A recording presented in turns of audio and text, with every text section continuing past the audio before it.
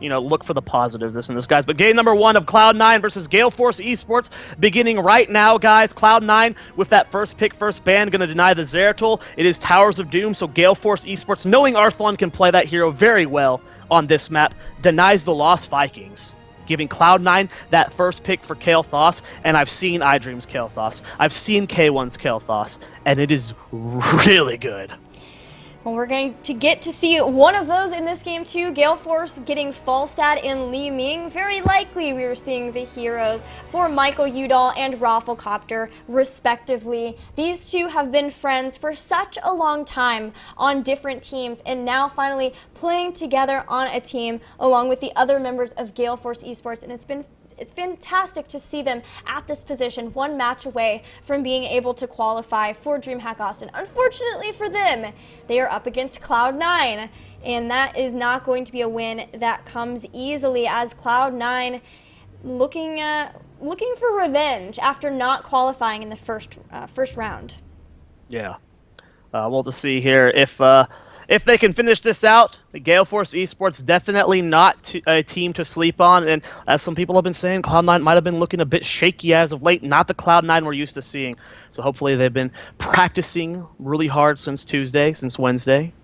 And this is already a terrifying comp from Cloud9. Oh, yeah. Not only, I'm assuming it's going to be duo support, so that should be K1 Pro or Arthlon on the Tyrande.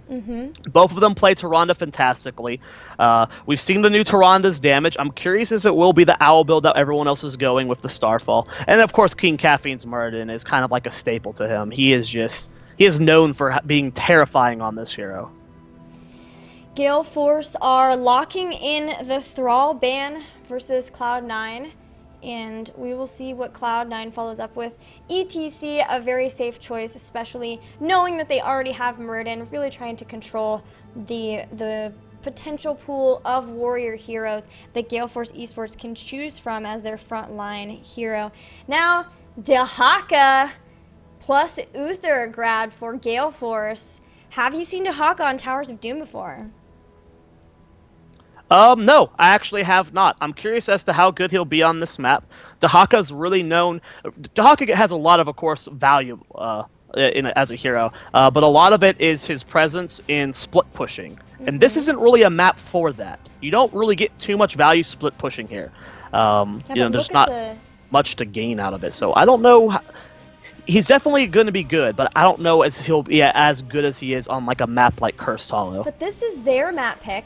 And they're going for this global strategy, which is something that Michael Udall is known for too. If they can get into a position where they are contesting 1 point safely and having one of them or both of them on other points and able to fly in or come in through the bushes too, as for Dehaka, that might be what I really think that is the strategy that they're going for, and it's a practiced one for them for sure, since they're bringing Cloud9 to Towers of Doom for the first game. Yeah. Well, this is a really well-rounded comp here. Greymane, Tyrande, Kael'thas, Muradin, and Rhaegar. Right, that is... These are arguably some of the just best individual heroes in the game, and Cloud9 got all of them. This is a scary, terrifying composition. Gale Force eSports going to round out their composition with what looks like Zul. Both of these teams having really good comps, but I think I got to give it to Cloud9. That just having Kael'thas alone is scary enough, but this is just so much damage coming out with these guys, especially when you add in Hunter's Mark. Kael'thas at level 16 is going to one-shot someone if you put Hunter's Mark on that target. Well, they are taking time out of their time pool to make sure that Zul is who they want and Zul is who they get. So here are your compositions for game number 1 of our final series of the night. Our final qualification match between Cloud9 and Gale Force eSports. I will fight to my last breath. And Rhaegar letting us know that he's going to fight to his last breath. Well, guys, this is the last set of the day, so make sure you send out your tweets. Use the hashtag HGC and tag Heroes Esports on Twitter. Let us know which teams you're cheering for, how excited you are for the for the rest of the tournament today, as well as tomorrow's event, which will start again at 10 a.m. Pacific time. And we'll be right back here with all of those games. Super pumped to see what strategies come out, but these two teams here, they want to win this match. Neither of them wants to go through a whole other day of the stress of whether they're going to qualify or not, whether they make a mistake versus a team or not, and also just giving away some of their strategies that they really don't want to have to give away and allow other teams to be able to study any more of their play that they need than they need to, and then they're allowed to. But Towers of Doom is loading. Yep, game number 1, guys. Cloud9 versus Gale Force eSports. Gale Force eSports being another team of multiple upsets, taking a game off the Ventic in the first qualifier and beating Team Blaze today. And you know they got to be out for blood. Can they take down the Titan Cloud9? Or will the arguably best team, the furthest team in one of the best, making it further than any team in North America in the world?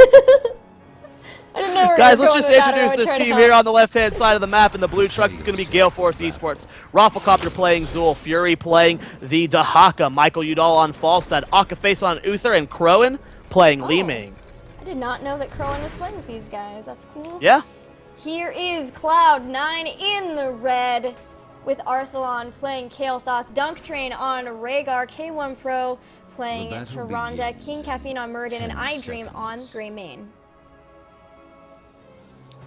Well, Gilly taking a look at level 1 talents. We're going to be seeing Fell Fusion yet again on Kael'Thas.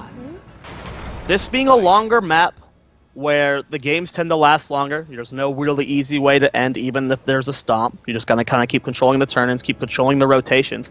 This might have actually been a good map for going Mana Addict. You can get that 25 gloves before the game ends for sure, but Arthlon feeling like he doesn't need it, as there isn't really any heavy dive on this composition, as long as Arthlon's positioning is good. But here he goes for the flank. Gravity Lapse comes out, does not connect with anyone actually. The Lunar Flare does connect with Fury, and he's taking some light damage, but the turnaround's actually happening on the Cloud9. iDream's trying to back out of here, and they will be able to disengage. Raffle had a good response with the bone clicking that put some fear into Cloud9. They had to respond and go back to that, and that gave enough time for Gale Force to get into position for that.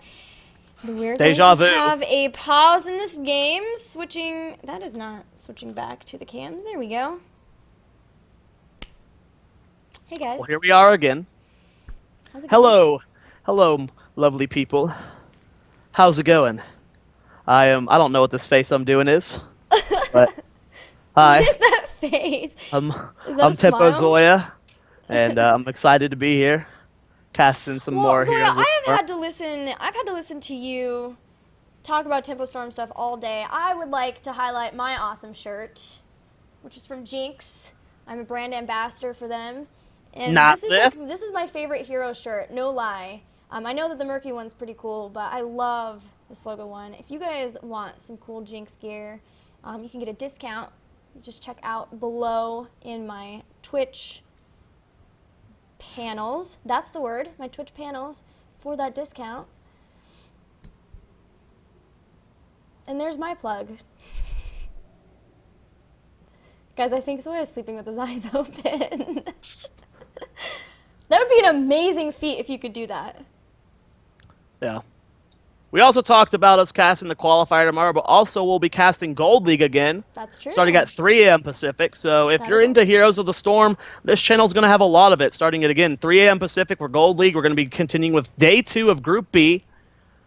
And that'll end about 6, 7 a.m. And then 10 a.m. we got the qualifier again. So again, follow this channel. Subscribe to Gillyweed because there's so much Heroes action here. And you're going to love it. We saw some really cool stuff from the Gold League today. Some of it worked out, some of it did not at all. There was a Sergeant Hammer. I won't tell you what didn't work out so that you guys can just go from there. Lots of Sylvanas play, some Malfurion, some more Dahaka. Some good Dahaka play, actually. It was really fun to get to watch. Did you have a favorite game? We had a lot of stomps. We had all 2-0s.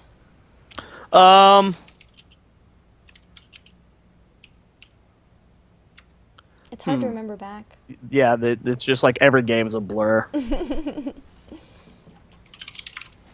think for sure my favorite match of the day has been Cognitive versus THC. But this one is vying for our attention. I hear the teams are ready. in the countdown. Well, here we go. The countdown has begun. We're back into the game. As Michael Udall has reconnected. Rotations from Cloud9. They are headed to the bottom lane. Nope, they're going to go ahead and go back up to mid, trying to catch potentially Michael Udall out of position. We're going to start clearing this wave here. King Caffeine and K1 Pro waiting very, very patiently. And then the top lane is going to be Dungtrain being so patient with his positioning. Doesn't realize that Rafflecopter is literally right there. Yeah, the idea that Murden and Tyrande can jump out at you at any point, especially after a long day too, these guys have to stay vigilant and realize that that is always the potential is for a gank like that. And that means the Gale Force eSports is just playing very, very safely in their lanes, except for Rafflecopter was looking for that gank. But the first altar phase is about to spawn. We will have 2 starting up in mid and in bottom. Level 4 almost acquired here by both teams. Arthalon doing some serious damage to Fury in the bottom, and like you said, the 2 altars are spawning down here 10 seconds until they start. And it looks like Dungtrain's going to be the last one to rotate down, just waiting to soak one last minute to try and get his team as close to level 4 as possible. Going to head down through mid where he's going to be able to get a few more minion soaks. iDream's going to be delaying Fury down here. The main fight's going to be here in the middle, where Rafflecopter already taking some light damage. Here comes Crow in, and that means that everyone has now shown up a 1v1 battle in the bottom, but that means Rafflecopter gets so low, still staying alive, throws out the bone prison on King Caffeine, who dwarf tosses at the perfect moment to get rid of it. But the fight rages on in bottom. Dahaka and Greymane potentially coming back up here, but neither wanting to let the others just get bottom for free. Now with Gravity Labs picking up Fury, Dahaka starting to heal back up, dragging Rhaegar toward his team. And the fight on so many fronts between these two, but Gale Force eSports have found Dungtrain. He's low and he drops the first blood of this game, going to Gale Force eSports. Second blood, very close to following up as they trap King Caffeine, and he goes down too. K1 Pro falls as well. A 3-for-0 exchange suddenly in Cloud9 on the back foot. Wow, full level down. Both shrines going over to Gale Force eSports. What is happening to heroes in North America, Gilly? I don't know. Enough of this charade. Man, just by you obsing that fight, I could tell that that was a difficult fight to manage for both teams. Not knowing when to have someone rotate up or down between the 2 altars, but Gale Force eSports played that just slightly better. They finally found somebody, they took out Dungtrain, and that was the first big win for them in that, because they were able to follow up with King Caffeine from there. That was really big for them, but there's a long ways to go. It is Towers of Doom, and now Crowin is in trouble. Just gets melted, and Cloud9 pick up their first kill. Health loss damage is insane when it has that 100's mark on top of him. Rafflecopter trying to get out of here. And now Cloud9 is starting to even up that experience. They're about a half level down. They're going to go a little bit further as Michael Udall's the only one soaking the bottom lane. Still a lot of a potential aggression coming out here from King Caffeine, looking for the dismount on Akaface, and Fury gets the stun onto him. The Lunar Flare is there, and that's going to be a very dead Murd, and Fury going to have to get out of here right away before the cooldowns are back up for this CC. Murd and Tyrande and Kael'thas is deadly even now at this level, and it will continue throughout the game. They're able to get picks like that, and just like that, Cloud9 evens up the experience. They're about to grab their own level 7 talents. Those just have been picked up and secured by Gale Force 2. Level 7 just about there, and there we go. This is the important tier for Kael'thas. We keep talking about the 30% bonus damage you get from that Gravity Lapse talent. So you should be taking that here. Arthalon holding it for just a second. Everything on the end of Gale Force looking pretty normal here. We are going to be seeing a missiles build coming out from Li Ming. He also has Netherwind to increase the range too. Not going for the reduction, instead wanting to make sure that he can stay a little bit safer if he needs to, and follow up if Murden, dwarf tosses in and goes straight for a stun, making sure that it is there for the follow up too. But the next altar phase is starting, and it's going to be the 2 up in top. And how will these teams, what will they choose to contest? It seems Cloud9 wants to get more aggressive on the side of Gale Force. Well, they are looking for it. Akaface is going for the cap here. King Caffeine looking for the interrupt. Will he go for it? Owl's going to be the first thing to interrupt it. King Caffeine being safe here. Root going down the dunk train. Gravity Labs connects with Dahaka and rip Dahaka, but Akaface gets the cap. He gets the cap, but The other cap was grabbed by Cloud9, so they traded out here with the trade. That kill means that Cloud9 coming ahead in that fight. Udall this whole time has been sieging this bottom lane. They're just trying to break down the towers to get not only experience, but also so they can start to rotate in on the bell towers later on and start to get more shots, more value out of those altars. Still a slight experience lead here for Gale Force as Rafflecopter taking a lot of damage. Not going to end up with that. Oh my gosh, the cocktail! Would have almost secured that. Nice heal as well coming out from Akaface to just prevent him from dying to that. K1 Pro's going to fall to Fury. They're going for the chase on Arthlon. Li Ming doing a lot of burst to him. He's going to have to go back. Kills currently 4-3 in favor of Gale Force, about quarter level. What? Oh my gosh. Can Caffeine secure this? No, he can. He's going to go for the stun onto Li Ming instead. And go ahead and fall back. Still very even in experience here, but Gale Force maintaining that experience lead. What a brawl this has been so far. But yeah, like you mentioned, heroic abilities are nearly here for Gale Force. We'll see what they get. Mighty Gust, Poison Nova, Disintegrate, Divine Shield, and Isolation for Dahaka. Level 10 here almost for Cloud9. They're playing as safe as they can until then. Currently down 2 of the altar shots. Looking to try and get that up. And it's going to be Starfall, go for the third Avatar Phoenix, and Ancestral Healing for Cloud9. And I love this positioning here for Cloud9. They're just individually looking for picks. Crowan going to go ahead and avoid the Stormbolt, but does get hit by the Lunar Flare. No follow-up from Cloud9. And here we go. It's going to be a single altar here, spawning Gilly in the middle. This will be a big point for the fight from the two teams. No spreading out, no taking advantage of the global presence this time as Rafflecopter gets picked up. Farpool uses the Poison Nova to try to get away, but the Sentinel even hits, and King Caffeine picks up that kill. The rest of Gale Force having to get back. They are still ahead with the altars, with the damage on the core, but Cloud9 are quickly evening it up. Activate them. Well, they're going to go try and interrupt this one last time. Gravity Labs connects, goes out, does not connect with anyone. ETC taking Murder taking a lot of damage here, and Key Caffeine just going to melt under the pressure. The Drags have been fantastic, burrowing to allow him to heal back up. The Drags have been really good from Fury, really making sure that you can pull somebody into the Disintegrate. They can't get away from it. They have to take the full damage from it. But even still, the first death was so key for Cloud9 as it did let them get that altar. And like I mentioned before, they are slowly evening up that core pressure. Yeah, doing a really good job of it so far. 32 core health on Gale Force eSports, 28 for Cloud9, so they're starting to even out like you said. Siege camp being done here. Pumpkins will siege this bottom lane. Greymane will be able to try and stall this out. But Rafflecopter and Crowan are pushing with it to try and get that value from them suiciding in. But here comes K1 Pro and King Caffeine. Gilly, Crowan, and Rafflecopter are very far forward. Okay, so Crowan, nice dodges, both of the dodges. Akaface is here too. The Gravity Labs picks up Rafflecopter. Disintegrate comes out. Mighty Gust not really connecting to push the men too far, but still K1 Pro is low. Bone Prison comes out. The Lunar Flare, yes, slowing them down, but they still get the kill on Sharonda. iDream will follow too. A 2-for-0 for Gale Force. Oh, that was cool. 2 for nothing, 7 kills to 4 in favor of Gale Force eSports, so the first team to hit level 13. And Michael Udall laning up here versus Dunk Train in the top, getting kind of bullied here. And the next altar phase is going to be in the bottom. They get this fort pretty low. I don't think they're going to be able to siege it anymore as they do have to back out. If you're going to go for a full back, he is Dahaka, so he does have the bro to come back down here. But that can be taken down very easily later on. Dude, the jukes were real from Raffle and Crowan.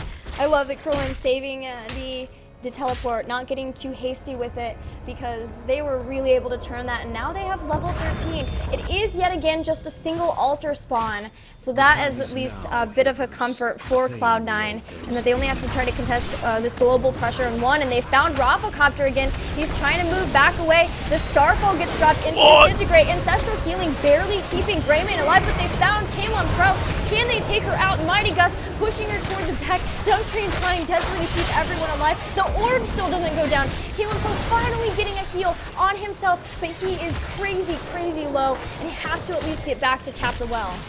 the fight of a million fronts here. There's a different engagement going on from every corner here, and still somehow no one has died. Michael Udall taking a little bit of damage, going for a poke on Arthlon, gets him to half HP. Akaface getting zoned away from this. The Ganelli cocktail doesn't end up getting there. The stun from Stormbolt is there, but Greymane's gonna fall. They're turning this fight around. Fury looking for the re-engage. Phoenix gonna zone out Akaface for the time being, but this should be another cap going over to Gale Force. Dude, drag into Bone Prison, so good. Disintegrate right behind it, and Greymane just was destroyed. And that is another altar for Gale Force. They're ahead in experience. They've started to try to bring down their first bell tower, and DreamHack immediately going up to the top, not wasting any time on these lane soaks. Level 13 finally picked up here for Cloud9. A little bit too late for them, unfortunately, as they do take more shots to the core, 24 HP to 32. But they're still very much in this game. As, you know, the Towers of Doom. You can always come back, right? Absolutely. And this fort has taken some serious damage, but still standing, and of course you can always recap it later on. Michael Udall soak in the middle lane here, giving his team level 15, very close to those 16 tier talents. And if this gets escorted in down here, these pumpkins, that can take out the fort, Gilly, and that's what it looks like Gale Force is wanting to do. Yeah, it's actually nicer if you get that right before the next Ultra phase, because you're forcing your opponents to choose what they want to do, if they were going to give up more altars to try to make sure and get that back. And the escorts are real. Just now our Cloud9 rotating down. They have their own pumpkins, but it won't be fast enough. And with that, the first bell tower of the game going over to Gale Force gives them level 16 too.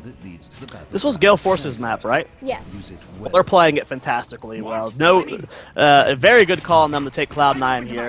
Their comp's doing very well. Their rotations are very solid. Nice cleanse going down on the Rafflecopter to avoid the combo. K1 Pro just gets annihilated. Wow. No reaction time for Dunktrain at all. The pull goes down on the Murden. He's going to fall. Big Poison Nova doing a lot of damage to Dunktrain. A lot of spread damage from Arthlon going onto this lineup, but they're going to go ahead and back out. And the best possible timing for these altars to spawn. Now, King Caffeine will be spawning a second after these happen, so he'll have time to potentially get over and contest it, but this is still a very tough fight here for Cloud9. They're fighting 16 versus 14. The boss is being done here by Gale Force, and they're going to have someone delayed to the fight. This is huge for Gale Force. This is really huge. That's 4 more shots now. 5 if they could get even one of these altars. Immediately they go over to their opponent's side as the Bone Prison hits Arthlon. Ancestral Healing doesn't even keep him alive. And again, they take someone out. Akaface channeling this now. Fury is getting stunned, but has the self-heal, the ability to keep himself alive. iDream coming around from the side, delaying Akaface yet again. They have people on multiple fronts, but the Bone Prison has now hit iDream. He's getting bursted down. He's trying to get away. The Lightning Rod secures another kill. Muradin gets taken out. On all fronts are Gale Force being able to win this. They pick up the altar, they get the boss, they even win fights,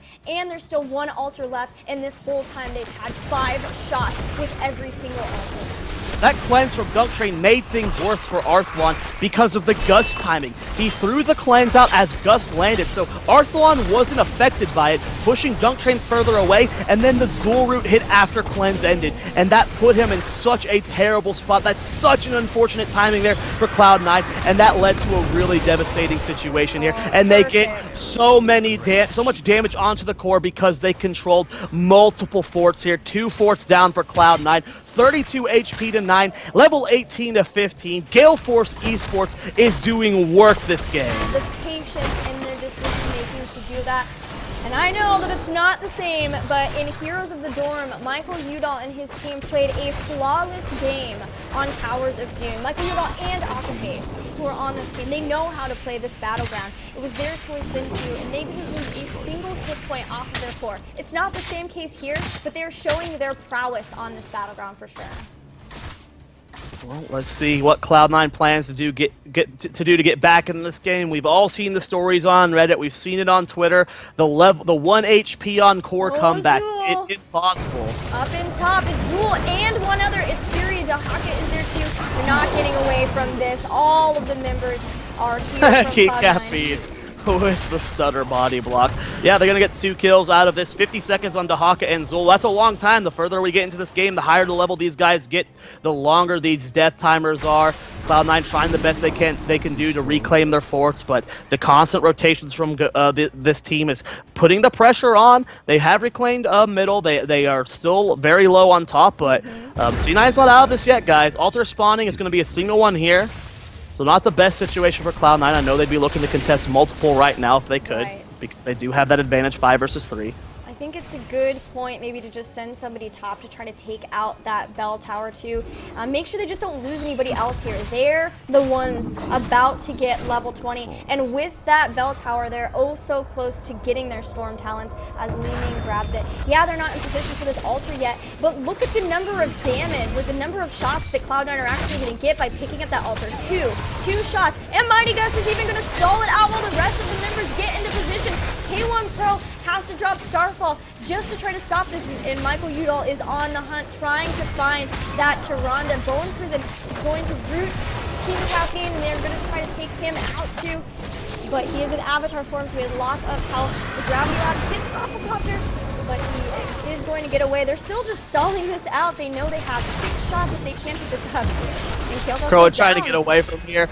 Michael Udall has to fly out. This fight is still continuing. Somehow Drag goes down. Nice cleanse from Rhaegar to keep him back. They're trying to kite it back, but here comes the Zul root on the Dunk Train, and he is zoomed. Poison Nova comes out, and that's the death of Dunk Train. 2 members of Cloud9 are dead. Now with King Caffeine on the retreat, and actually at the same time, Greymane goes down. They can get this 3rd fort here. If they get this down, that'll start sending shots towards the core, and this will do serious damage. They only need 2 more shots to take out this, to win this game. Zoya, these fights between these teams have been chaos. Just like all over the place, on multiple fronts, like you K1 said. Pro needs to get this now. Yep. If K1 Pros dies here before they get this is game. That's gonna be game. They can't win this. They have all 3 forts. The first shot shooting, that's GG. They have no way to clear. It's only King Caffeine up. He's defending the top lane. Second shot's going in, Gilly. There's 1 HP left. That's it. Gale Force eSports gonna take game number 1. Cohen spinning for the win. That'll be it. Gale Force eSports now 1 game away from qualifying over Cloud9 in DreamHack All-Stars in Austin, but it was their map, and that's a really important point to remember. I don't care whose map it is. This is Cloud9. I know. BlizzCon champions, arguably the best team in North America, and that was a stomp. There's no other way to put it. I don't care if this is by far their best map. This is impressive. This is hugely impressive for a roster that has not been playing together for more than a few weeks. Yeah, that's a great point. That was insane. Cloud9's got to take a deep breath going into this next match because that was really bad. That was shocking. It's not even a... Was Dorm last weekend? Oh, my brain. I think it was. Yeah. They were talking to me about making this roster at Dorm. So yeah, this roster is a week old. THC, who qualified, also days old. So these teams really coming together under the pressure, being tested under fire, as like you said. Yes, it was their map, but you're absolutely right. That's still a game over Cloud9, and that's super impressive for this team. Absolutely, guys. We're going to do a quick commercial break while we get the draft and map loaded for game number 2. When we get back, will Gale Force eSports be the 4th team to qualify for DreamHack Austin, or will Cloud9 bring it back to game 3? Find out soon.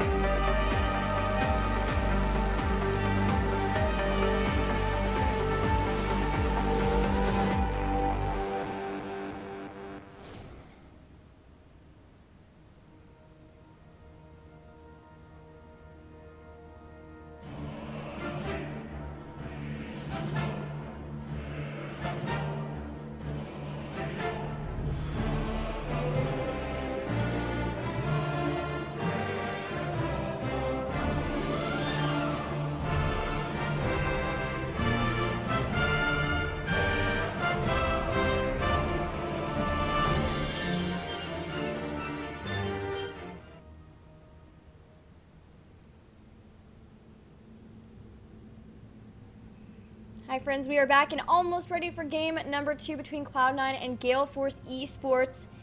But before we go over to that draft and have it start, I want to give a big shout out and thank you to my co-caster for casting with me. It's always an amazing time to get to cast with you, Zoia. It's really fun. I'm sorry, apparently I've tilted him by giving a shout out.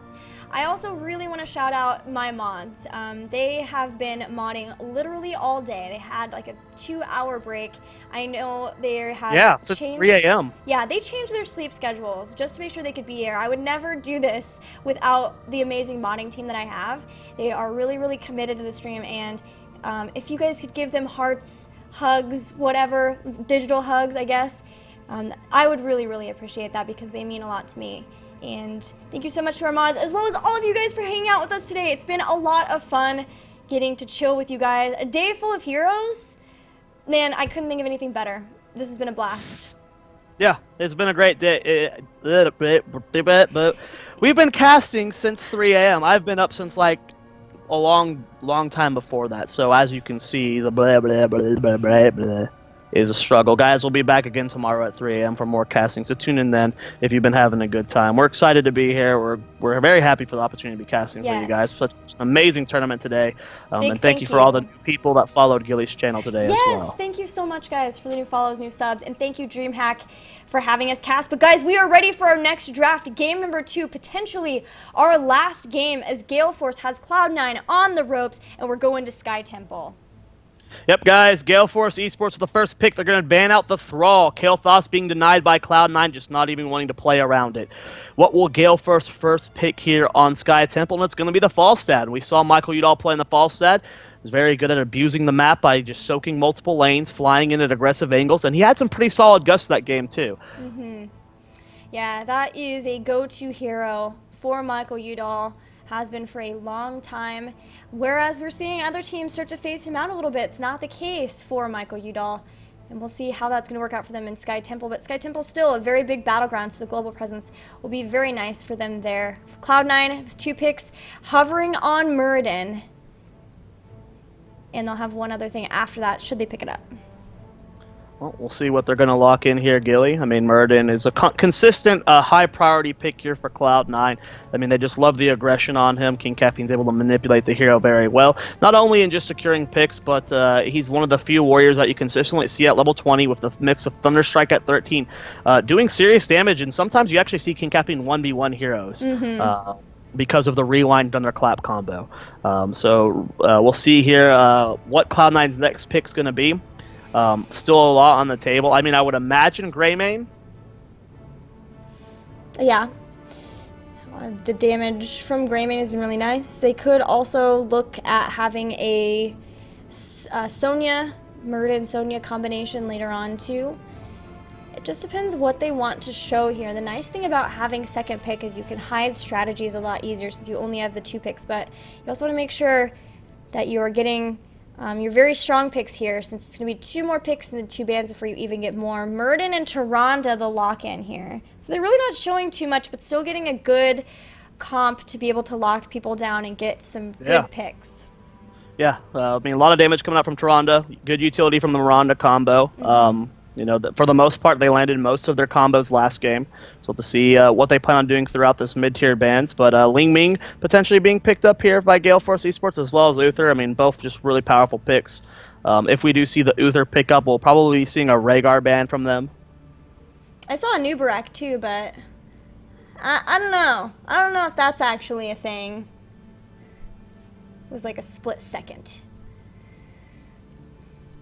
Yeah, they could go for Uther ETC, or just the Uther in general and then ban. You're looking at Dahaka. We're thinking real hard on it. I mean, Dahaka's good on the map like this, very big. Map manipulation is important. And they have 2 globals on this map now. This is huge for Gale Force Esports. They're able to soak multiple lanes and then suddenly have, like, you know, turn a 3v5 into a 5v5. So really cool draft from Gale Force so far. And of course, we saw Crowan's Li Ming last game. It was pretty good. Yeah, they have a lot of damage, but there is now, I think we could see Cloud9 maybe ban a support and then get their own support in the next picks. I don't know that with Dahaka we'll see Gale Force do like double warrior. They didn't do it last game. Yeah, double warrior would be weird here. Yeah. It will probably be solo warrior. Was the suggestion here from you, especially in seeing the Uther ban. So we will see that very likely. Maybe. Okay, so the Greymane still up, of course. So Greymane, probably Rhaegar, potentially Greymane Vala, where they just lock into 3 DPS. I mean, so we will see that very likely. Maybe. Okay, so the Greymane's still up, of course. So Greymane, probably Rhaegar, potentially Greymane Vala, where they just lock into 3 DPS. I mean, no, they have to go. They have to go Rhaegar here because of the Uther fan. So I was thinking maybe last pick Vala for Cloud9, and they had just 3 really good damages between Tyrande and Greymane. And you just saw them hover the Vala there, so you know they're considering it. Right. But still, Greymane grabbed Tassadar.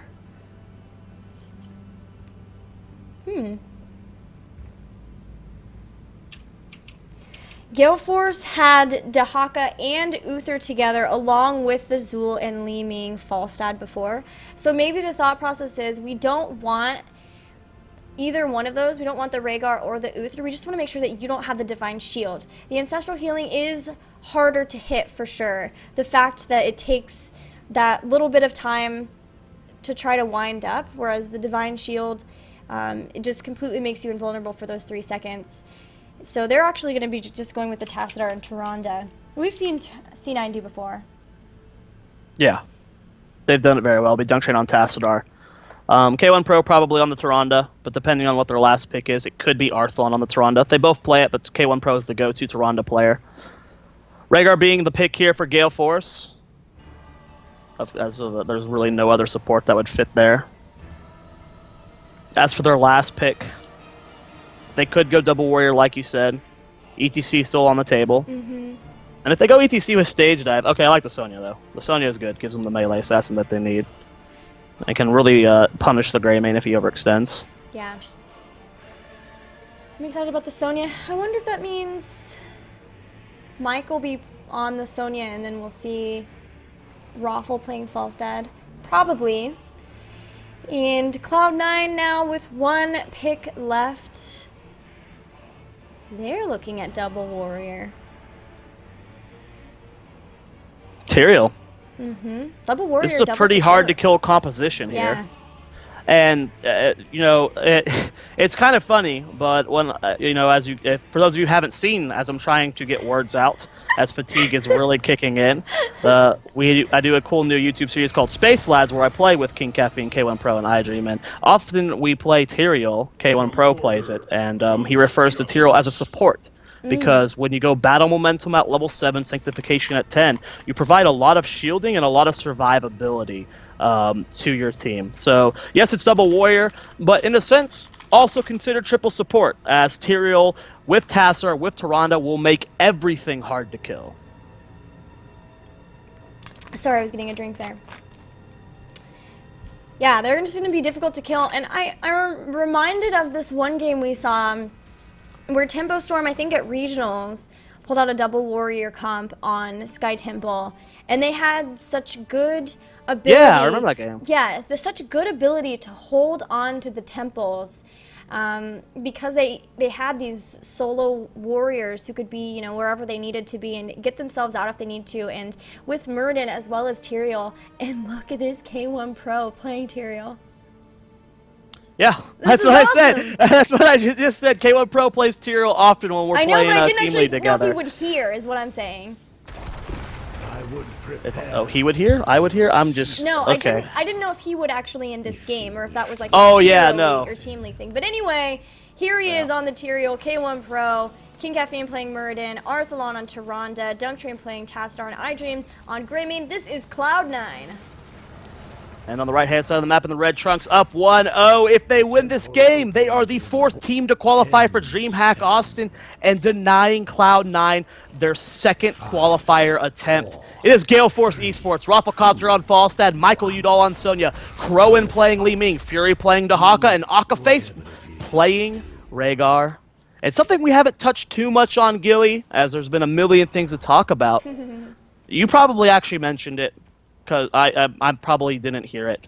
But Akaface and Michael Udall just won Heroes of the Dorm. They did just win Heroes of the Dorm, and I hadn't mentioned it, but I did talk about them playing in it with Rafflecopter, and that's where plans were made to set up this team. Well, they didn't play with Rafflecopter, they played against his team. Right, but there. they made the plans, yeah, while Yeah. they were all there.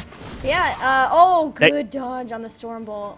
They just came off of the biggest win of their life, which covers their college tuition, and now, just days after that, they are on the verge of beating arguably the best team in North America with a new So that's gotta feel so good as Rafflecopter getting really low here. That CC chain from King Caffeine, Arthalon with the damage from K1 Pro there. Almost enough to kill off Rafflecopter. He is gonna go ahead and safely, you see how far back he went behind the sword, not whisking anything there.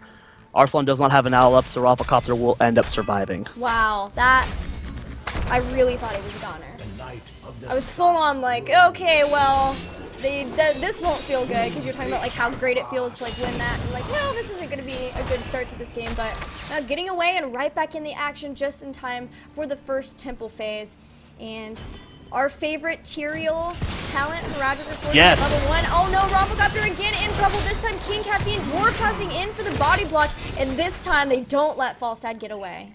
Arthalon, King Caffeine making some plays here with that combo, doing a lot of damage. And yes, Roger Reforging at level 1. It's, again, while playing with K1 Pro, it's his favorite level 1 talent on him. Just the amount of mobility you have, the constant pressing in team fights you have just by just always ending up in front of your opponents just for infinite body blocks. It feels really good to him, and that's what we're seeing here today. We'll see if it ends up playing out, how the positioning of K1 will play off in these fights.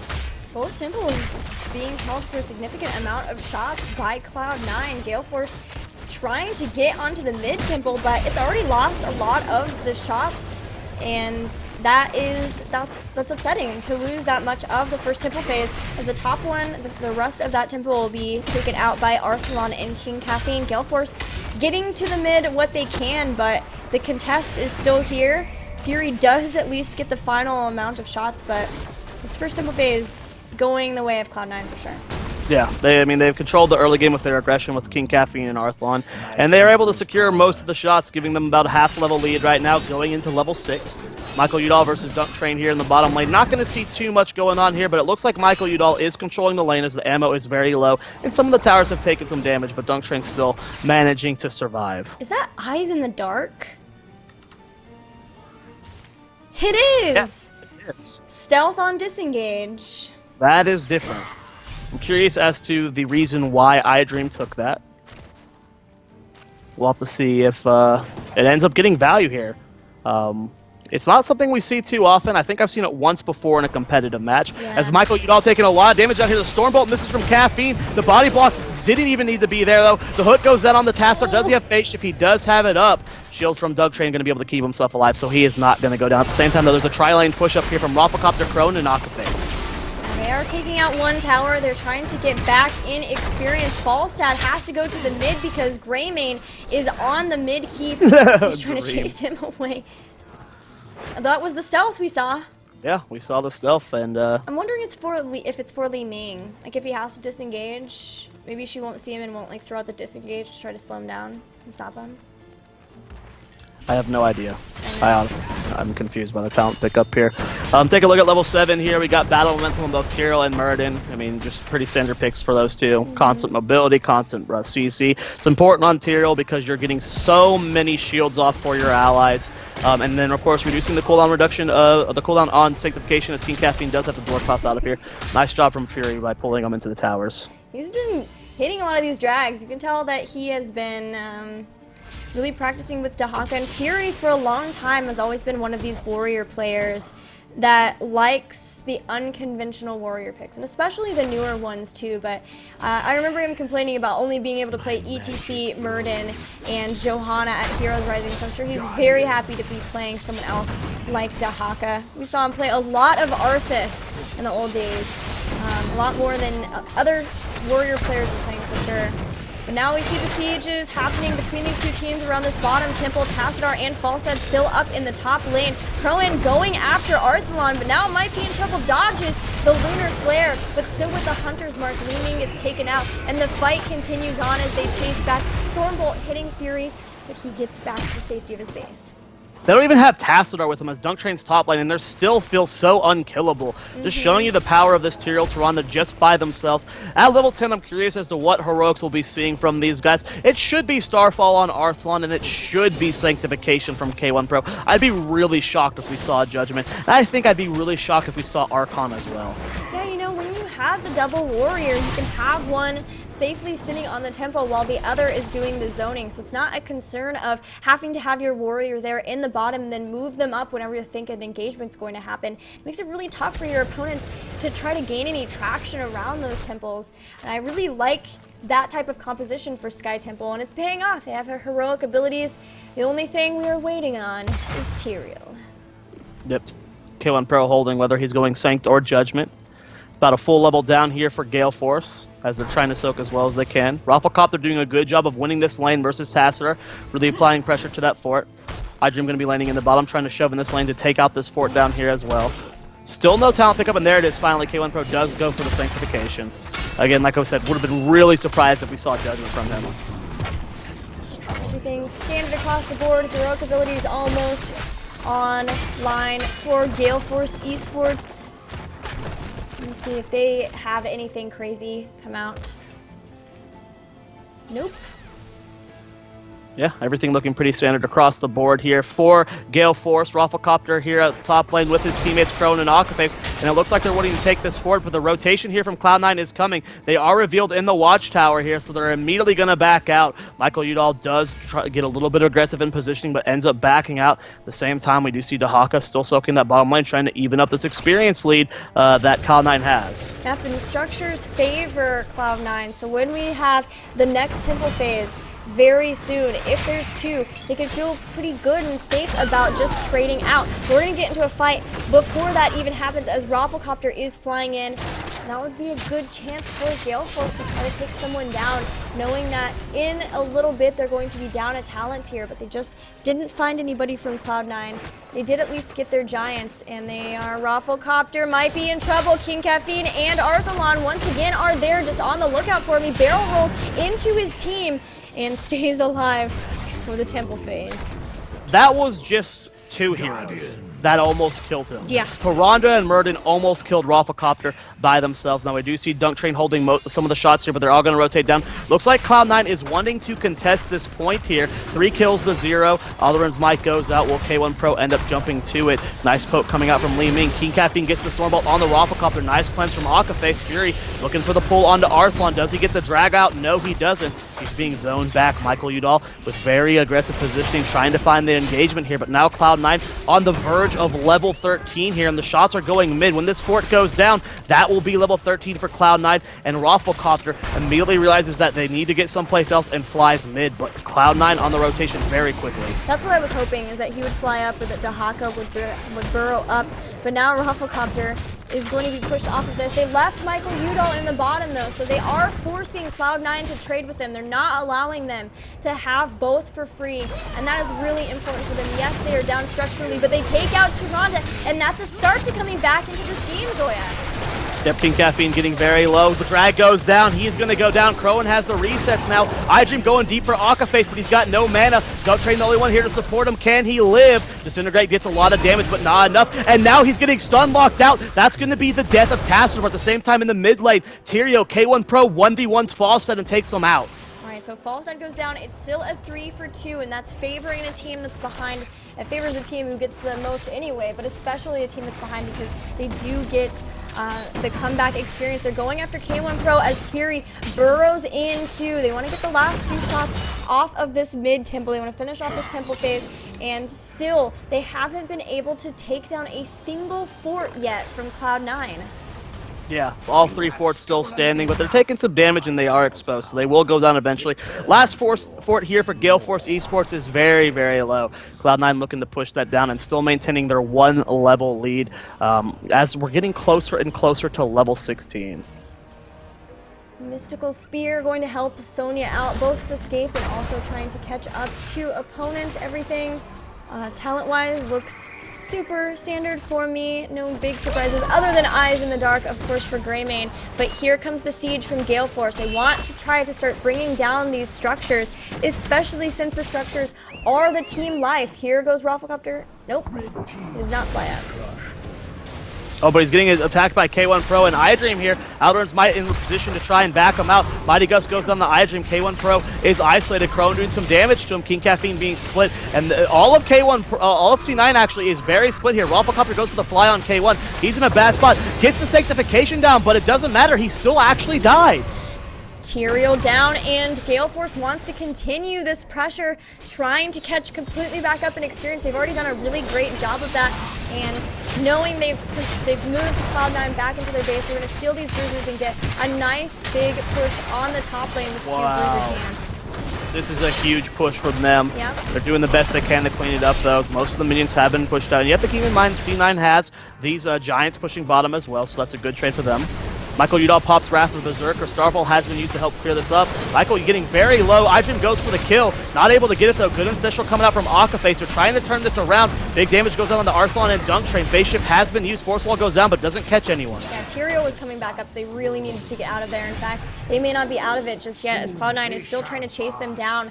But Gale Force disengages successfully. They can go clear up the bottom, almost pick up their level 16 talent, and get ready to contest this next temple.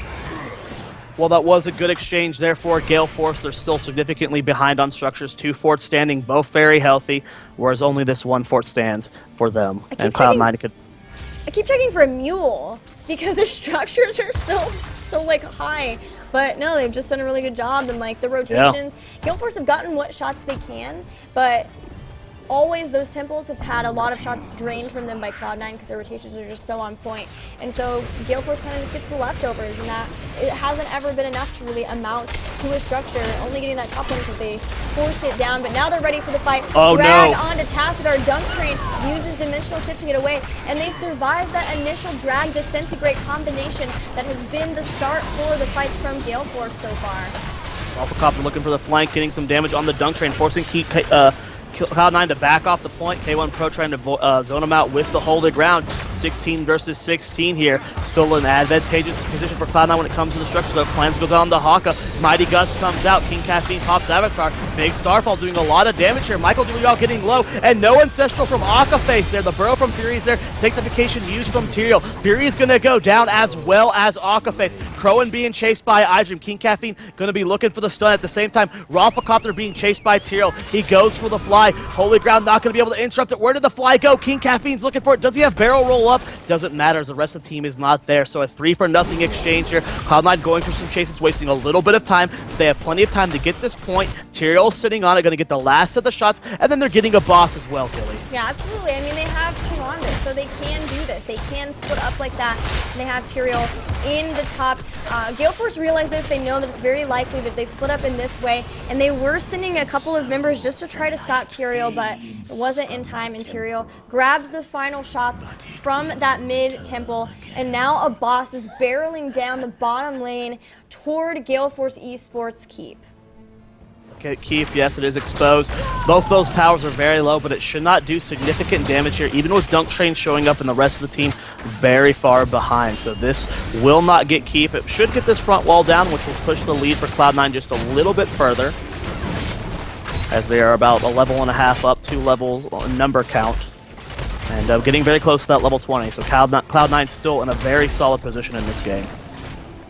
Ronda has True Shot Aura to help out with her team members. And they're going for the fight. Dahaka gets the pull onto King Caffeine. The Sanctification, though, keeps him alive through that initial drag into the Disintegrate. Mighty Gust pushing away some of the members so they can clear out this lane and not allow Cloud9 to get any more done on the towers up here in the top. Really important to not give them any more experience than they need to, since they are more than a level behind. Team, stop giving the other team Dahaka Li Ming. It is just ridiculous. It is! The drag into the Li Ming combo is just so much burst. Dunk Train getting very, very low heal. Nice heals from Arflon to try and keep him top off. They are able to disengage here. Actually, Fury gonna catch him. He's in the drag. He gets the phase shift down the last second. Holy Ground being used. Disintegrate comes out. The silence not gonna save him there. That's the death of Dunk Train. Big Lunar Flare from Arflon hitting multiple people. Good cleanse on the Michael Udall. Akaface gonna have to use the Ancestral Healing very, very soon. Starfall getting some mad value. Still level 19 here for Cloud9 as this the double shrine is spawning. That was a really, really good drag into Disintegrate, and although he procced the Prescience, they still finally were able to bring down Tassadar, who won't be available for 30 more seconds, but still the problem remains. There are minions at the base of Gale Force eSports they have to contend with. There are also 2 temples spawning, and it's starting to get to be a huge problem for them at every single temple phase, because still, somehow, 2 forts remain for Cloud9, and Gale Force, they just need to be able to start getting some of these temples and get a lot out of it too, instead of like coming in and getting the leftovers, the last few shots, but always someone from Cloud9 is contesting. Alder's Might, K1 Pro goes over the wall. Fury doing a lot of damage to Arflon. Sanctification comes out at the perfect time, though. Mighty Gust comes out. Will Arflon survive? He gets hit with the spin from Michael Udall. 1 more damage onto him, and he'll go down. Tassadar not here yet, and that is the death of Tyrande. They're keeping the chase up. iDream is isolated, gets hit by the drag, and is going to go down. It's a 5 versus 3. King Caffeine being chased. Avatar running out very, very soon. He gets the Dwarf Toss, and a 2-for-0 exchange, Gilly, while the double altar is up. That's going to be the death of the final fort here in the middle, and that will start doing keep damage against Cloud9. How do they spread out? Zoia is going to the bottom. I think Dahaka and Falstad. Looks like now they're just going to push into the mid. They've caught up in experience, and that fort is helping them get ahead. An experience lead here on Sky Temple. King Caffeine has found Rafflecopter, but no one yet is at the top. And this is really important for Gale Force, because as long as they can keep Cloud9 off of this top temple, then they allow Zoia to finish taking out the bottom one, and they can all rotate up safely so they aren't so separated and spread out, and allowing Cloud9 to find somebody out of position. or out of Gale Force. It's been a long day, my friends. But this I believe is crazy. this will get keep. These shots will get keep, I believe. Yeah, more than half left. So that first keep will go down for Cloud9 as they're just about to hit level 20. Gale Force over here, of course, taking the Bruiser camp. Rafflecopter going for a greedy back, but gonna get it. And then Cloud9 finally getting their 20-tier Storm talent. It's gonna be seeing Rewind on Murder, and we talked about that before. Hardened Shield on Tyrael. Gonna help him stay alive as he has been one of the focus targets of these fights. And yeah, that top keep went down. Gale Force eSports getting the first keep of the game. Wow, and they were so behind structurally, but they have been playing this late game so fantastically, getting those key drags, finding somebody out of position, even using it like on Muradin and stuff, but really being able to put a ton of damage on them. But now it is an even fight. There are 2 Storm Shields for Cloud9 to help get through all of the damage from Gale Force. And everyone is setting up around boss. Well, no, survivability is what they needed. They've been lacking damage. A lot of damage going on to Key Caffeine. Double Storm Shield does help them out there, as well as the Sanctification. Hasn't popped Avatar just yet. They're trying to turn this around on the Dahaka. A big Starfall doing a lot of damage to Aquaface. Another Storm Shield has been used, and Aquaface is going to fall. Man, this Starfalls have been just perfectly placed this entire game, and now Crowin is going to drop. Fury goes too, and very quickly Cloud9 are approaching game-winning status with 3 members down. The support big, Michael Udall in trouble. Ruffle trying to help him out, but the force wall so good from Dunk Train means so many of those down too, and that will be game. They're going to take out the keep at least. They've got so long before the death timers are up, and with this double support, they are healing Cloud9 up in no time. Triple support if you include the shields from Tyrael.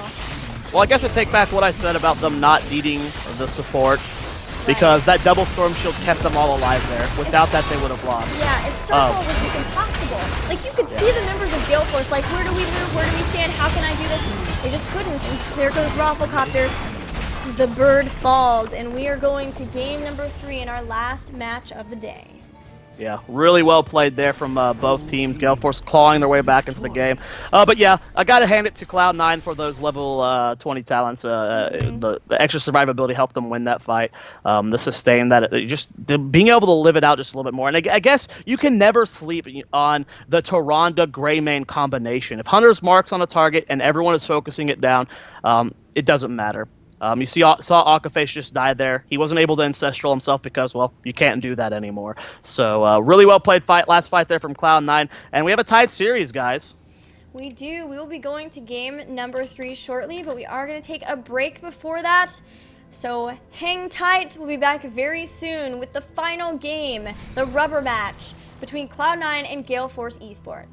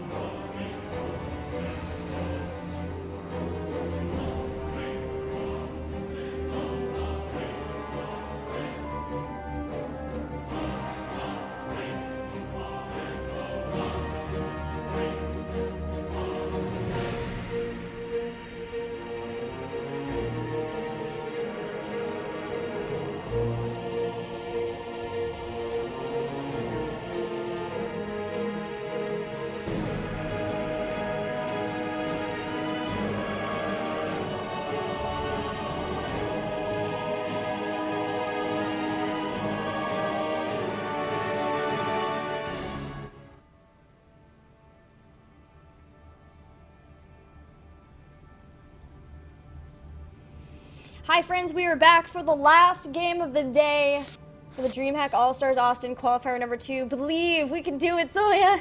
We can do it. One of us, who is very stupid, I'm going to let chat figure that out, thought it was a good idea to do both Gold League and this. That person is dumb. But we're here. We're in the finals. We're in the last game of the night. We pointed at you at the same time. We did? We did? Okay. Well, we're at that point, people. Final draft of the night. Cloud9 versus Gale Force eSports. Again, thank you everyone for tuning in. We are almost here. The last qualifying team for today's event. We'll have our 4 teams. This team will be joining Tempo Storm, Naventic, and I can't even remember the other team, Higher Consciousness. Yes, THC. So they will be joining that team. There will be 4 more teams qualifying for tomorrow. But again, thank you everyone so much for tuning in. Guys, first pick, first ban, go over to Cloud9 on Cursed Hollow. They're going to deny the Haka. Gale Force Esports responds with a false stat ban, denying the 2 biggest global heroes in the game right now. And Kael'thas going to be the first pick for Cloud9. By the way, Cursed Hollow will be our battleground. So we're looking at heroes who can disrupt, delay the channeling of tributes. Also, potentially we're looking at heroes who can be good presence, good stealers of bosses too. Li Ming and Murden, the 2 choices for Gale Force. And now Cloud9 with 2 more picks. Seeing the Murden, they may want to grab their warrior here, or they may be okay with whatever if it's not Murden. Last game, they did first pick Murden, so it is something that's really, really important to them. But they may not, be concerned with getting that right away if it's not available. For now, Thrall seems to be what they're prioritizing. Yeah. And I agree with that completely. On Cursed Hollow specifically, any form of disruption or just controlling ultimate is very important, specifically when it comes to contesting the boss points. A good Sundering can win you a boss fight. Good Mosh Pit can win you a boss fight, and that's exactly why they're going to pick ETC here.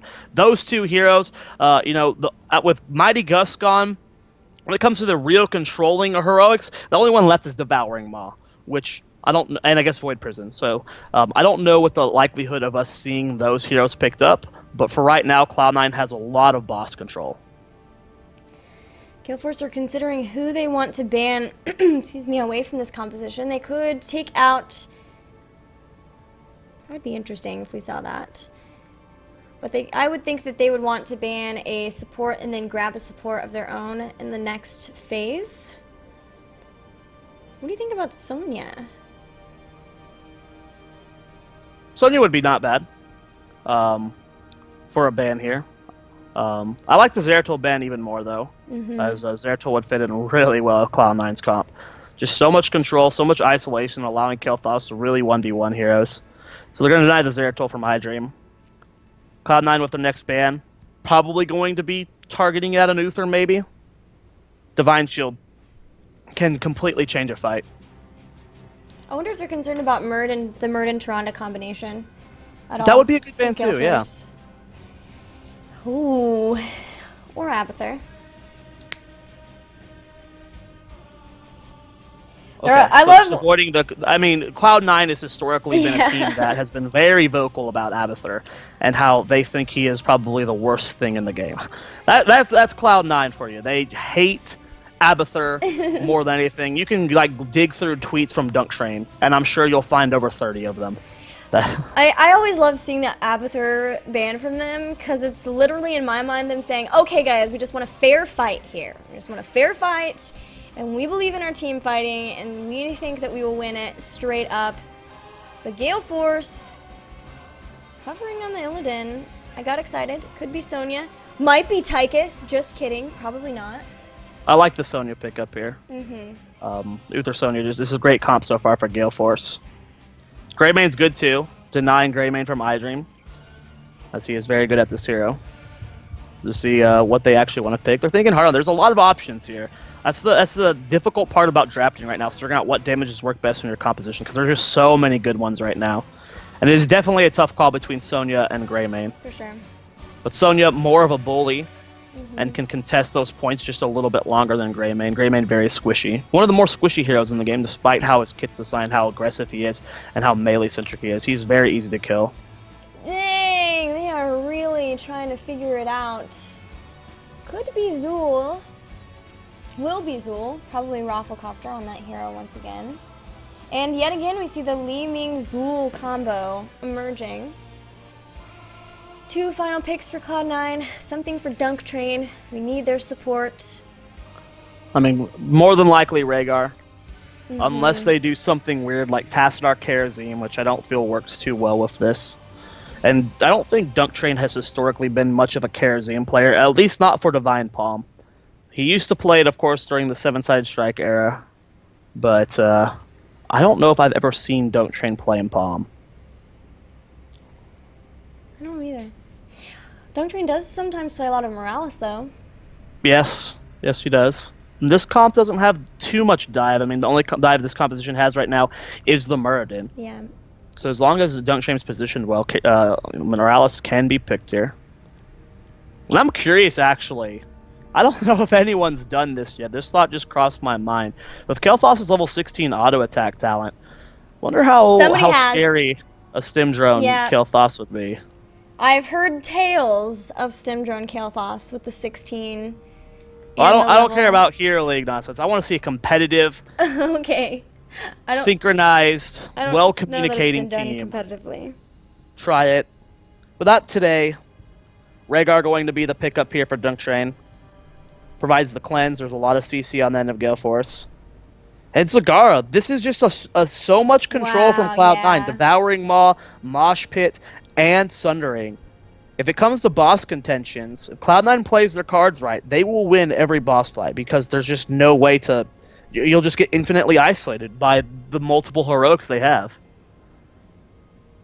Gale Force hovering Greymane as their final damage dealer for this composition. They also were considering Zoia before, but either way they need to decide. Their time pool is very limited as they're taking the final seconds down, and Greymane will be the final pickup. And there we have it, our compositions for the final game of the day of the series to see who qualifies between these two teams. Yeah, I'm very excited, guys. I mean, this has already been a crazy week with how many upsets we've had, how many close sets. I think even in my eyes, Tempo Storm beating Cloud9 in the first qualifier was a very crazy event. THC making it this deep, beating Cognitive. Naventic dropping games to Gale Force eSports. Gale Force at this point taking games off Cloud9 and on the verge. I mean, this has been a crazy 2 qualifiers, and it might just get even more crazy. Gale Force can potentially win this. They have the potential, guys. So go ahead, get on Twitter, use the hashtag HGC, and tag Heroes Esports. Let people know who you want to win this match. Are you a cheerer for Gale Force Esports, or are you a Cloud9 fanboy? Let us know in chat. Let us know on Twitter, because, guys, this is it. This is the last game of the night. And don't forget the hashtag DHATX2016. Let them know how excited you are that Heroes for NA is going to be at DreamHack. But here we go into game number 3 between Gale Force and Cloud9. Gale Force are in the blue with Crowan on Li Ming, Fury playing Muradin, Rafflecopter on Zool. Uther will be played by Akaface and Michael Udall on Greymane. On the right-hand side of the map is going to be Cloud9. K1 Pro on Kael'thas, ETC played by King Caffeine, Arthalon on Zagara, iDream on Thrall, and Dunk Train on Rhaegar. And after I brought up the Stim Drone KT meta, people in chat are chanting for the Bloodlust KT meta. Oh my god. I doubt we'll here. See that. Not here, because the last time we saw the team we predicted to win do something crazy on Cursed Hollow in Game 3 of their match. It did not go the way that we expected for that match. So I think likely we'll see a super standard composition, and, well, we already see the super standard composition, but super standard heroic abilities and talents for Cloud9. Yeah, everything looks pretty normal here from both these sides. Again, Kael'thas from Cloud9 playing with Fel Infusion. I think that's what we've seen most of the day. I think we've seen Mana Addict once throughout the entire day. Yeah, and that was Shrines, I think. They could really get the rotation going to put that up early on. Big push from Gale Force in the top lane, prompting ETC and Kael'Thas to cycle around, and they have the potential to get some stuns going on here. They already have the power side. Bowen's Prison going to root ETC down, allowing the rest of the teammates to get away, but that could have been bad for them for sure with the amount of CC in these three heroes. King Caffeine looking for the re-engage. Power slide does not end up connecting. Nice stun timing there good. from Aqua. Shutting that down hard. Gravity Lap's not going to connect with anyone there, and Cloud9 failing to get a kill. Rafflecopter waiting for the rotation from King Caffeine. Gets dismounted. Pretty sure Rafflecopter knows what's going on here. Man, you can't discount the fact that these guys have been playing for a long time. Oh, The yes. root 10 goes a.m. down into a stun from King Caffeine, but the follow-up stuns from K1 Pro save his teammate. But yeah, they've been playing for a super long time to get to this point, and yet still seeing the great reaction time like this. These guys have been playing out of their minds, but Arthlon is winning that bottom lane versus Gray Lane. Yeah, you have to keep in mind these guys have been playing since 10 a.m. That would be almost 8 hours from now, and that's if they didn't do a warm-up. And most teams do a warm-up beforehand, either in scrims or quick match, for 1 to 2 hours before. So most of these guys are hitting that 9-10 hour mark of play right now. It's really just testing their stamina here. And the best team's going to come out on top there. Gravity Labs does come out, hits Rafflecopter, but no follow-up from the team. And iDream actually getting very low down here. Both teams, though, have been in this game for a long time. Oh, Udall, that is scary. Roaches! Okay, he's gonna back. Arthlon might be in trouble too, realizing that the rotations are coming in. Fury will stop this, but still, a lot of damage has been done to this bottom lane by Zagara. Yeah, a lot of damage indeed. Arthlon has a significant damage. I mean, Greymane, while a powerful hero, not a powerful laner. And Zagara, despite the nerfs, despite how, with the nerf to her Maw, the nerf to her Hydrals, she has, yes, fallen out of the meta, but she's still a ridiculously powerful laner. We have a magic missile build for Li Ming with both Force Armor and Charged Blast. See if we follow it up with Seeker and even Mirror Ball later on in the build. For now, we have a Tribute spawning in the top. Udall coming around the side using Gillyweed and Cocktail to stall out iDream. The Gravity Lapse does not connect, so they safely stop that. Muradin is now here, but I don't know if he's going to get there in time, and they've moved everyone up here. They're at least going to try to get some kills off of this to make it worth it, and they do grab Rhaegar. I don't know if the Gravity Lapse was down, but we saw a Verdant Sphere Flame Strike there from, I don't know why Cap went back in. That was interesting there. But we saw a Verdant Sphere Flame Strike come out from K1 Pro. If Gravity Lapse was up, probably would have been better to see a Verdant Sphere Gravity Lapse, as that might... Okay, Arthlon did DC. Okay, so they do get a pause. We're going back to cams.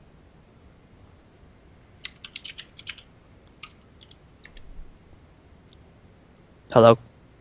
Hello, people of the world. Hello. My name is Zoia. It's me. I knew you'd pick that up. This is I it, will guys. always sing. Chance. Thank When I'm prompted to sing, I will sing, Missy. No matter how tired I am. The song will come out of me. Are you going to eat before you go to sleep, or are you just passing out? I'm going to bed. Definitely going to bed.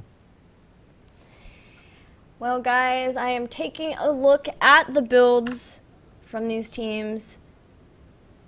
And as predicted, things look pretty normal. We don't have the Gilnean Cocktail at level 4, Draft Overflow. He did pick up Thick Skin, which, between Thrall and Zagara, there's some auto attack damage for sure, and that does, of course, once he goes into Worgen form from Darkflight, give a couple of block stacks. Although, interestingly, that block was not increased with the other blocks. It remains at 50% of the damage. You know when all the other blocks were buffed to 75%? Yes. So, take a look at the map presence here. Of course, Cloud9 does win that tribute, but this tri-lane here at the top between Rafflecopter, Crone, and Aquaface has done some work. The towers are down up here very, very low. And that's going to help push their lead even further. Despite the experienced lead as well as the kills, Cloud9 did get that tribute, though. It's just surprising. They just kind of let iDream cap it. They did have interrupts up. But they're Fury a little bit late on the rotation. Yeah, I think they thought Murden was going to be there Arth's faster, back. but he got there just a smidge too late. But that's okay. They got the kills to make it worth. And we are back into this game. The towers will drop, and Gale Force continues on. They've got level 7 too, and they're starting to take out the well, doing what they can to the structures here in the top lane. Meanwhile, Zagara might be caught by Murden and Greymane at least. They're going to push Arthalon away from the structures as she's been getting a lot of damage onto these towers in the bottom. Level 7 almost here for Cloud9 though. They're going to be on an even tier, and they're going to be able to contest this soon. And what is it at level 7? Is that attack range on human autos? Quicksilver bullets. Are you talking about for Greymane? Yeah, Yeah, that's I think attack range, right? I think it's a 20%. Yeah. Yeah. Cool pickup there, showing that they want to do more of a range style since they already have a melee with the Zul. Power slide comes in, Grabulapse connects with the Murden. He's getting very low. Fury has the Dwarf Toss out of there. Crowan taking some chain to bomb damage as well. Akapace going for the cap, Chain Lightning going to interrupt that. Arthalon being 1v1 by Michael Udall here, but actually coming out on top in the exchange. Crowan sends out a combo, misses Arthalon. King Caffeine dives deep, gets hit by the root from Zul, and they take out Uther. Uther goes doing a good job of healing everyone up. Can that turn the fight? I don't think so. It looks like this will be another fight won by Cloud9, and they're going to get their second tribute of this game. Yeah, they just took so much damage there before the rest could rotate up to, and then Greymane came in also low, and it was very tough for Uther to try to heal all of them back up from that too, and that means that only one tribute away from Cloud9 getting a curse from this, but they are at least very close in experience. In fact, Gale Force hits 8 just slightly before Cloud9, and that means that as long as they keep that up, as long as they continue to stay in the same league as their opponents, they'll make sure that they can contest that third tribute and try to keep Cloud9 from getting the curse, but it does put some pressure on them for sure. Yeah, this is going to be a really tough next few tribute fights here for Gale Force. They know they don't want to lose this. Love the timing of this Merc camp from King Caffeine and K1 Pro. This is going to be pushing bottom lane. I believe this tribute will spawn bottom. It is guaranteed to spawn bottom, because the last two were top lane. It's going to be in the bottom left, I believe. Nope, bottom right. Couldn't remember the exact spawn point, but it is in the bottom. So if Cloud9 wins this, they can push with these Giants. Rhaegar up in the mid might be in trouble. He's getting chased down by some of the members of Gale Force. Sorry to jump in. That's all right. Go ahead. I am quite all right with the interruptions. And they get a curse. King Caffeine uncontested. Wow. I don't know what Gale Force is doing with their rotations here, but you know, this isn't a situation where it'll be like a significantly wasted curse. Even if the value isn't that great, even if they'll get much forts out of it, it's reset to 0-0 after this. So it's not like Gale Force gets a curse after this automatically and can try and do something with it. This is great for Cloud9. Even if they don't get too much value with it, they're going to get a significant lead out of this, a level or two at best, or at most. And if nothing else, if they don't... At least. one of those things. And this is exactly what I was going to say, is even if they don't feel like they can push, because all of the members of Gale Force are up and are turtling and are just going to defend all the lanes, then Cloud9 get a boss for free. And then they can rotate down to the bottom and potentially get a second boss for free, while Gale Force are defending that. Now all of the heroic abilities have been picked up. Kael'thas is the only one still considering going with something else. Same with Li Ming. I think maybe they're heavily wondering if they need to get Wave of Force to deal with that mosh pit. I think they should go Wave of Force for sure. I think that would be the best pickup here. We'll have to see if that's what Crowan wants to do. Boss pushing top lane here for Cloud9. A full level lead for them.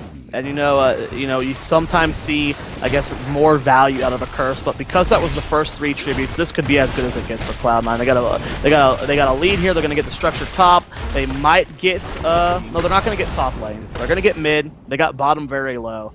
You know, so for 8 minutes in the game, you know, this is a very valuable curse. Right. It's going to get them a full level lead. When you look at a curse, and especially an early one like that, 2 forts is generally where you feel like you've done enough damage, but you haven't overcommitted resources. And with the amount of damage that Zagara has done to this bottom one already, it's going to be an easy pickup for them to finish off this bottom fort. They got the mid one, the top one has taken some light damage too, and this boss is always a possibility too. And in fact, Zul has been caught, uses the poison nova. Jeez.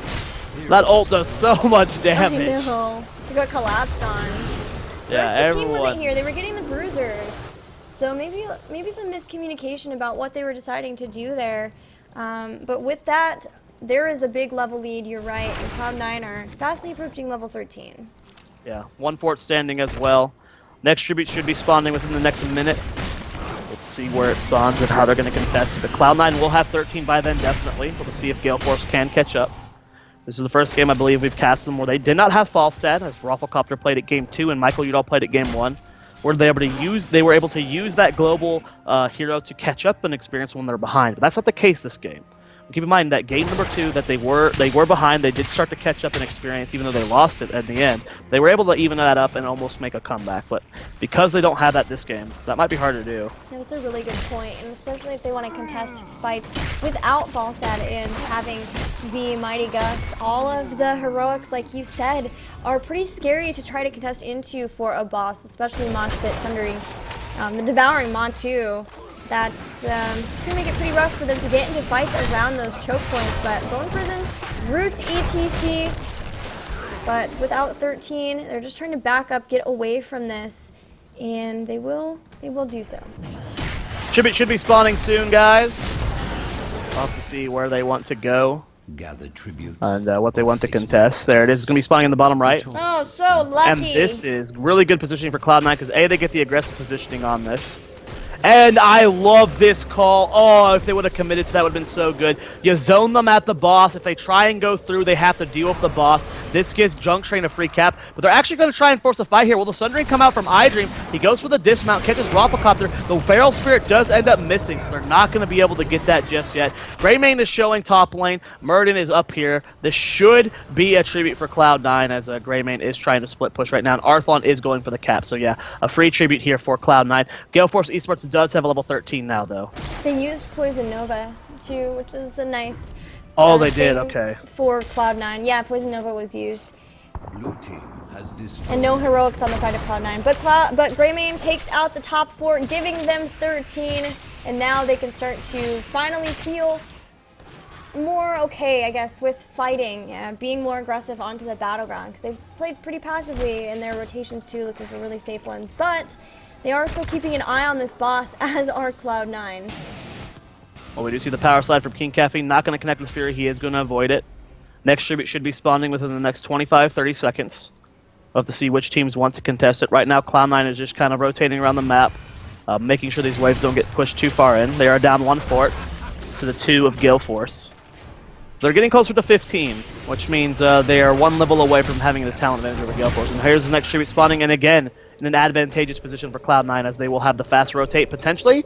No, Crowan and Rafflecopter beat them there. That's going to force King Caffeine to back up because Arthlon took the wrong rotate. King Caffeine power slide. Sundering comes out. Where is Dunk Train? He was up clearing top. Still no Ancestral. This could be a lost fight for Cloud9. It could be. It might be the first tribute finally for the game for Gale Force as Akaface is channeling it, but stops knowing that they still have the potential to get into this fight. King Caffeine was getting healed back up.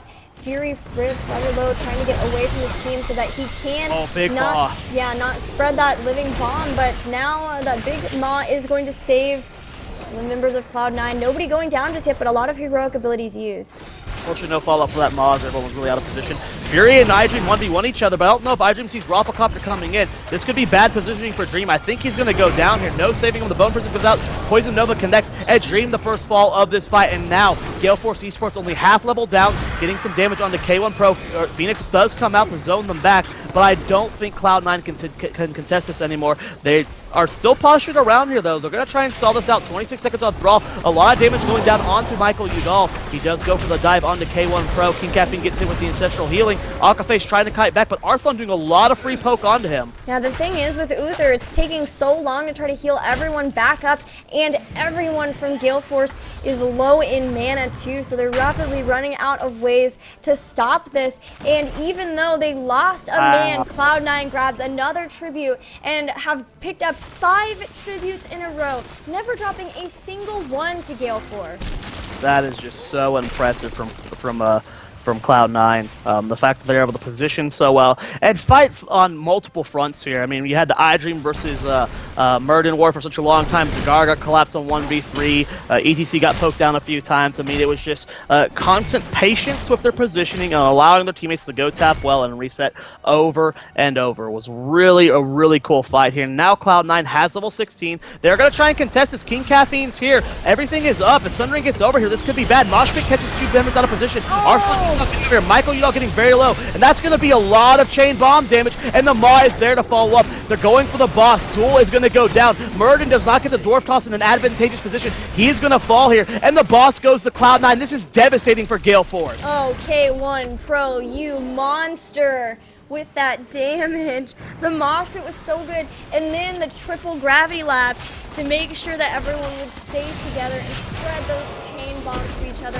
Even then the Devouring Maw, that's the control you have highlighted in the draft. Their ability to keep people. I love the Devouring Maw and people with chain bombs. Art! Like, you will take damage from them. Rip Arthalon, Li Ming poke.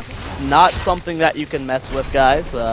Taking a full combo to the face, and he's splattered because of this. And even though they're getting this tribute, this is, you know, a kind of awkward time for a curse, but it doesn't matter because it resets after this. So even if they don't get too much value out of this, because Zagara is dead, you know, it doesn't really change too much. So level 16 here, almost for Gale Force. That top fort should definitely be going down. Oh, Cloud9 looking for a gank depending on the rotation. Gale Force feels like they're doing the boss. I love this positioning here. Gale Force does scout out. The boss is not there. They're trying to force this fight. Zagara's not up. Who are they going to catch out of the position? The power slide goes down. Li Ming does avoid the gravity laps. Nice cleanse from Aquaface, and they're kiting back. Fury trying to get back to his team too, because Crowan and Rafflecopter are fairly low. The Sundering comes out. Ancestral Healing keeps K1 Pro alive and back into the fight. But meanwhile, Dunk Train just trying to run around, using his Ghost Wolf status to his advantage. But in the meantime, Kael'thas goes down. Thrall has fallen too. This is 2 people down, and the chase continues for Gale Force as they are looking at something, trying to catch them off, cut them off at this place of getting back in. The Storm Bolt hits King Caffeine, bonuses in 2, but they are finally letting up off of this, and they've nearly lost their feet in this. The fact that they got into this fight during the curse means that the minions have put in a bunch of pressure on the structures of Gale Force. Even though they got those kills, they're still behind Cloud9 in experience. So that was basically as little value of a curse as you could get. No, like I said, the tributes do even out, but you still want to get value out of it. Not a single structure fell. Yes, this bottom keep is low. Yes, the top fort's taken damage. Yes, mid wall took some damage, but they didn't actually secure any structures. And now, out of nowhere, Gale Force eSports has evened the game up on experience. Now everyone on Cloud9 is back alive.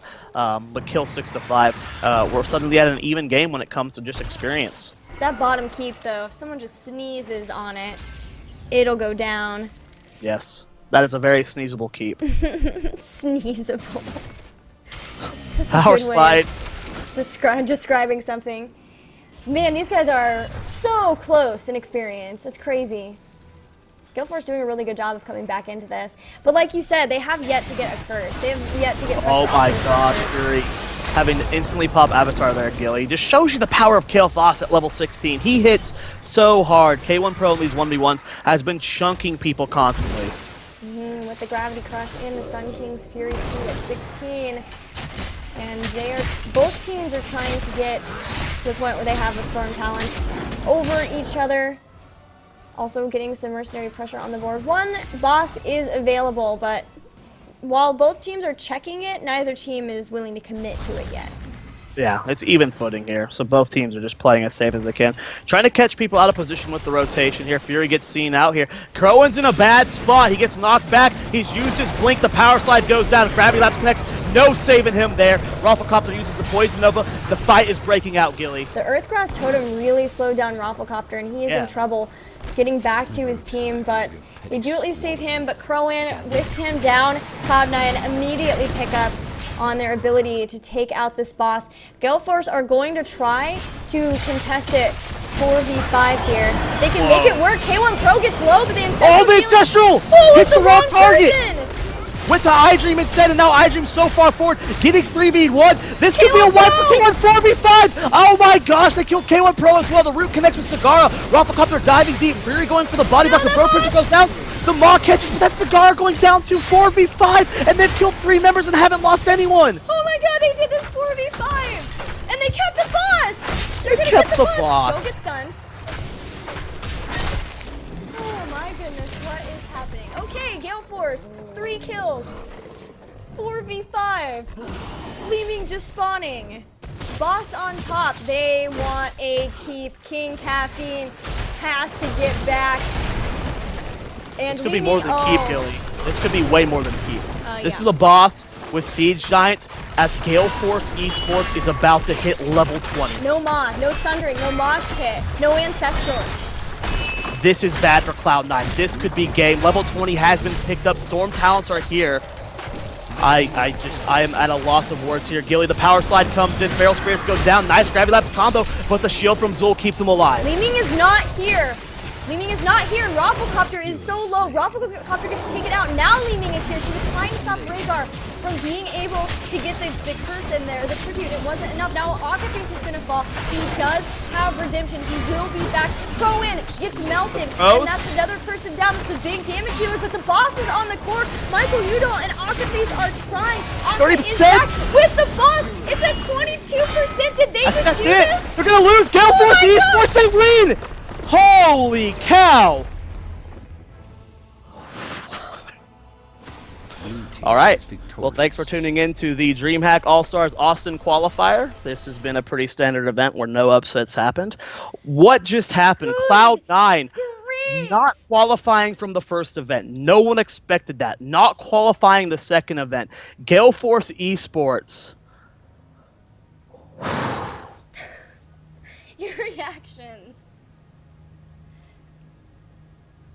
This has been the craziest day. What happened to NA? I'm confused. Did I go into a coma for a year and things have changed this much? Dude, how do you think I feel? I've been on dorm. I come back and I'm like, team, what just happened? Oh, that could have been there was so much bad that happened in that last boss fight for Cloud9. The missed Ancestral on iDream is the worst part. It was intended for K1 Pro. It would have connected too. It would have that would have changed the fight. Yeah. That would have just been a completely different fight. That would have been an instant throw for Gale Force. That's such an unfortunate situation. Well, congratulations to Gale Force eSports. Yes. We have our 4 qualified teams: Stepastorm, Naventic, THC, and Gale Force eSports. Exactly. 4 teams down, 4 teams remain to qualify tomorrow. And we will be back with those games all day long. We've got Gold League starting at 3 a.m. Pacific time for that too. If you want to see maybe some more Sergeant Hammer, we don't know. Craziness will probably happen though. And then even more craziness tomorrow as we find out the final 4 teams, the 8 teams who will be going to DreamHack Austin. Congratulations to our 2 qualifying teams. They worked their butts off to get those qualifications. THC and Gale Force eSports. Yep, congrats, guys. But again, we'll be casting Gold League at 3 a.m., I believe, which is in 8 hours from now. Time 9 to hours. bed. So we're going to go ahead and end the stream here. Tune in at 3 a.m. if you're awake at that time, Pacific time, for the Gold League. If not, tomorrow, the last qualifier for the last 4 teams here for the DreamHack All-Stars in Austin. Regionals #1 for North America. We'll find out our final 4 teams tomorrow, where we have Cloud9 and Cognitive playing. So... and Team Blaze. Yep. Really interesting tournament, guys. But that's it for us. Thank you for tuning in, and we will see you guys tomorrow. Follow Tempo Zoia at Tempo Zoia. You can follow me right there. You can follow the stream too. End the stream. Okay, Go. bye. Cut it. Cut it out.